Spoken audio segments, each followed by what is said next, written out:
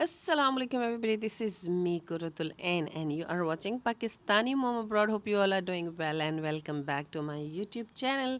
तो जी अभी अभी मैं निकली हूँ वाटर फ्रंट मार्केट से। इनफैक्ट आज का शेड्यूल ये था कि मैं घर से निकली थी, मेरी एक मीटिंग थी, हस्बैंड काम पे पहले चले गए थे और मैं चूँकि अभी ड्राइव नहीं करती क्योंकि मेरा लाइसेंस जो है driving license it's still in the process, क्योंकि ड्राइविंग लाइसेंस का प्रोसेस जो है काफ़ी लेंथी है यहाँ पे। So there are many steps, तो उसमें से जी काफ़ी सारे कंप्लीट हो गए, मैं पास हो गए मैं अल्हम्दुलिल्लाह।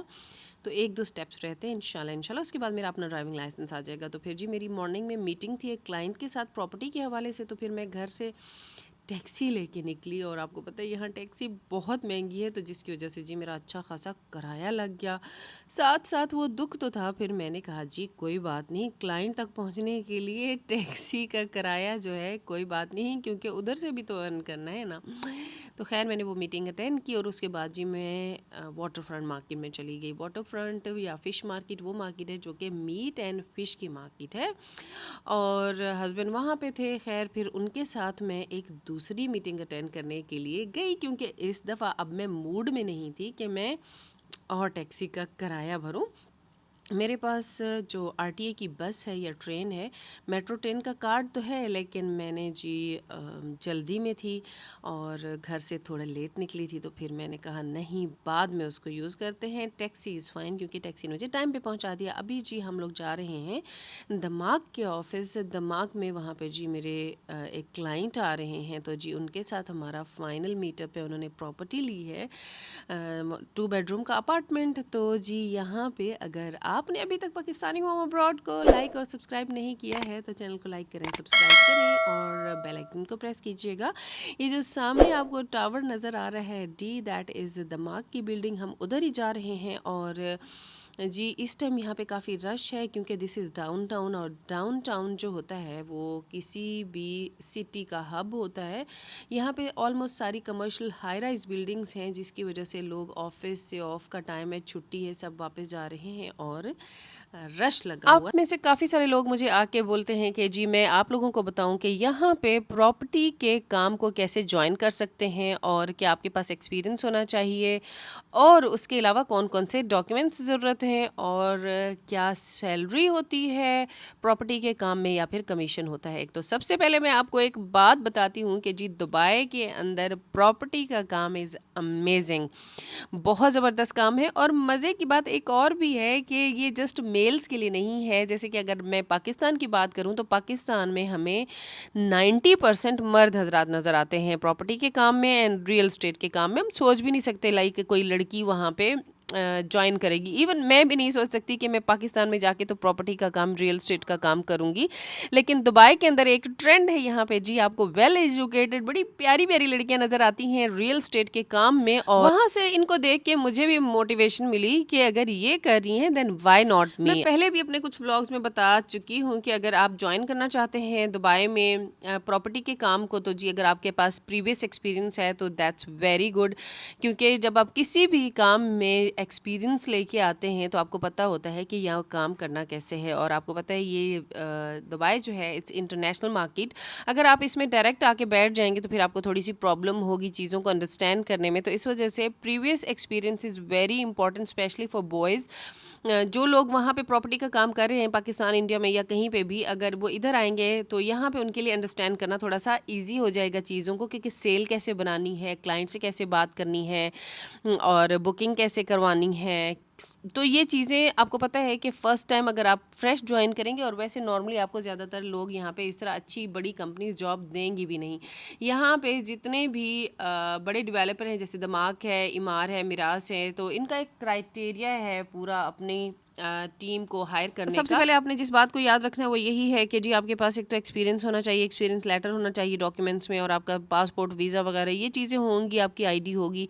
तो यहाँ पे आपको इन्हीं ही चीज़ों के ऊपर जॉब में रखा जाता है। और दूसरा जितने भी बड़े डेवलपर्स हैं उनके अंदर आप मतलब उनकी कंपनी में अगर आपने जॉब करनी है तो उसके लिए जी आपको सेल्स का स्ट्रॉन्ग एक्सपीरियंस चाहिए, सेल्स का पोर्टफोलियो चाहिए कि अच्छा जी हमने सेल्स का काम किया हुआ है। अब बात करते हैं जी सैलरी की कि क्या इस इस काम में एजेंट्स की सैलरी होती है या फिर कमीशन होता है। इन माय पर्सनल एक्सपीरियंस या फिर जितने भी मैं लोगों को जानती हूँ, वो लोग कमीशन पे ही काम करते हैं और कमीशन में ही फ़ायदा रहता है। उसमें ये होता है कि जी कमीशन में इसलिए ये लोग रखते हैं क्योंकि अगर जॉब होगी ना तो लोग अपनी मंथली सैलरी लेते रहेंगे और मेहनत कोई भी नहीं करेगा और यूनिट्स कोई सेल नहीं होंगे और कंपनी नुकसान में चली जाएगी। तो इस वजह से ये लोग क्या करते हैं, कमीशन बेस्ड रखते हैं। उसमें ये होता है कमीशन बेस्ड, ये एक सेल्स की जॉब है ना, तो उसमें आप ज़्यादा से ज़्यादा एफर्ट करेंगे, ज़्यादा से ज़्यादा लोगों को कन्विंस करेंगे, ज़्यादा से ज़्यादा एफर्ट्स डालेंगे ताकि सेल हो और आपको कमीशन मिले। और आपको बताऊँ यहाँ पे कमीशन भी अच्छा खासा मिलता है। मतलब अगर एक यूनिट सेल करते हैं तो आपको उसका 5% मिलता है। तो यहाँ पे जी मीटिंग के बाद और अपने क्लाइंट को यूनिट सेल करने के बाद जी फिर हमने कहा अब थोड़ी सी रिफ्रेशमेंट करनी चाहिए। मैंने पी कैपेचिनो और जी मैं हुई खुश क्योंकि मैंने यहाँ पे अपनी डील मुकम्मल कर ली है। अगर आप भी कोई ज़बरदस्त सा यूनिट बुक करवाना चाहते हैं दुबई के अंदर तो मुझे कांटेक्ट करें क्योंकि I will get you the best property. यहाँ पे मैं अपनी कहानी सुना रही थी। आमिर मुझे कहते हैं, मैंने जो croissants खाया ना, मुझे कहते हैं अगर आपने ये हाफ croissants अपना बैग में क्यों रख दिया खा के ना, मैंने प्लेट में नहीं छोड़ा। तो मैं उनको यहाँ पे यही एक्सप्लेन कर रही थी। मैंने कहा मैं इसलिए नहीं छोड़ा क्योंकि मुझे पता है ये लेफ़्ट ओवर फूड है, इन्होंने इसको डस्टबिन में फेंक देना है, तो मैंने उसको टिश्यू में रैप करके बैग में रख दिया कि मैं इसको बाद में खा लूँगी क्योंकि मुझे खाना फेंकना पसंद बिल्कुल भी नहीं है। हमें इसकी कदर करनी चाहिए। घरों में तो आपको पता है जो भी खाना होता है बच जाता है, उसको हम लोग फ्रिज में रख देते हैं या फिर शेयर कर लेते हैं, दोबारा खा लेते हैं। लेकिन इस तरह जो बाहर आप खाना खा रहे होते हैं ना, वो डायरेक्टली डस्टबिन में जाता है। तो खैर that was a dry food, तो फिर मैंने उसको टिश्यू में रैप किया और मैंने अपने बैग में रख दिया। मैं आगे चल के आप लोगों के साथ जी विजिट शेयर करने लगी हूँ, जो कि मैंने प्रॉपर्टी के विजिट करने हैं दमाग की, और उसके अलावा और भी काफ़ी सारे प्रोजेक्ट्स के विजिट करके जी आप लोगों के साथ शेयर करूँगी कि व्हाट आर द प्राइजेज और किस तरह की बिल्डिंग्स हैं। और अगर आप भी प्रॉपर्टी का काम ज्वाइन करना चाहते हैं, just leave me a comment. तो कोई भी क्वेश्चन होगा तो फिर मैं उसके ऊपर भी जवाब दूंगी या फिर व्लॉग बनाऊंगी। और कमिंग व्लॉग्स में मैं बहुत ही एक ज़बरदस्त टॉपिक को कवर करने लगी हूँ, that is health insurance in Dubai. क्योंकि आपको पता है यहाँ पे काफ़ी सारे लोग हैं जो कि विदाउट इंश्योरेंस होते हैं, जो कि मैंने देखा है, और काफ़ी सारे लोग हैं जिनके पास इंश्योरेंस होती है। तो इन केस अगर आप इंश्योरेंस अफोर्ड नहीं कर सकते, यहाँ पे आपके पास इंश्योरेंस नहीं है, तो कौन से ऐसे हॉस्पिटल्स हैं, कौन से ऐसे क्लिनिक्स हैं, कहाँ पे जाना चाहिए फॉर द फ्री ट्रीटमेंट, तो उसके ऊपर जी मैं पूरे एक वीडियो बनाने लगी हूँ ताकि उन लोगों के लिए आसानी हो जाए कि अगर कोई इमरजेंसी हो जाती है आपका कहाँ ट्रीटमेंट होगा। इमरजेंसी में अगर जी कोई अल्लाह ना करे कोई बड़ी तकलीफ आ जाती है तो उसके लिए आपको कहाँ पे जाना है और कहाँ पे कोई एप्लीकेशन देनी है या हेल्थ कार्ड बनवाना है। तो ये एक बहुत ज़रूरी टॉपिक है, तो आप लोगों ने इसको लाजमी देखना है। ये मेरी नेक्स्ट वीडियो है क्योंकि इसके ऊपर जी मैं काफ़ी सारी प्रिपरेशंस कर चुकी हूँ और कुछ रहती भी हैं। तो जी यहाँ पे अब हम लोगों ने अपनी मीटिंग वगैरह ख़त्म हो गई, कॉफ़ी भी पी ली मैंने, तो बल्कि 2 कप्स कॉफ़ी के पिए and this is the second one. अभी यहाँ पे टाइम हो रहा था जी 9 ओ क्लॉक और मुझे अब ये भी फ़िक्र हो रही थी कि अब बच्चे मुझे मिस कर रहे होंगे, तो जिसकी वजह से जी मैंने घर पे लगाया हुआ है सीसीटीवी कैमरा। मैं साथ साथ बच्चों को भी चेक करती रहती हूँ कि वो क्या कर रहे हैं। और आज तो हुआ क्या, मैं उनके आईपैड्स वगैरह चीज़ें भी हाइड करके आई थी ताकि ये लोग साथ बैठ के टीवी देखें, आपस में बातें करें। तो बस मैं वही कैमरे में उनको चेक किए जा रही थी। लेकिन यहाँ से जब मैं निकली तो मैं सीधी फिर भी घर नहीं गई। मुझे याद आया कि अच्छा थोड़ी बहुत तो ग्रॉसरी होने वाली है, फिर मैं ग्रॉसरी करने के लिए चली गई और वो चीज़ें वगैरह ली। और फिर वहाँ पे मुझे आमिर ने ग्रॉसरी के लिए छोड़ के बच्चों को सिनेमा में मूवी दिखाने के लिए लेके आए थे। बच्चे मूवी देखने चले गए और इस तरह जी मैं 1:30 1:40 तक मैं वहाँ बैठ के फूड कोर्ट में मैं और आमिर फिर बच्चों का वेट करते रहे। जब बच्चे फ्री हो गए तो फिर जी जाते जाते रात के 2 हो गए। और आजकल रूटीन इतनी कोई ख़राब हो गई है क्योंकि छुट्टियां हैं, हम लोग ऑलमोस्ट पूरी रात जागने लगे हैं।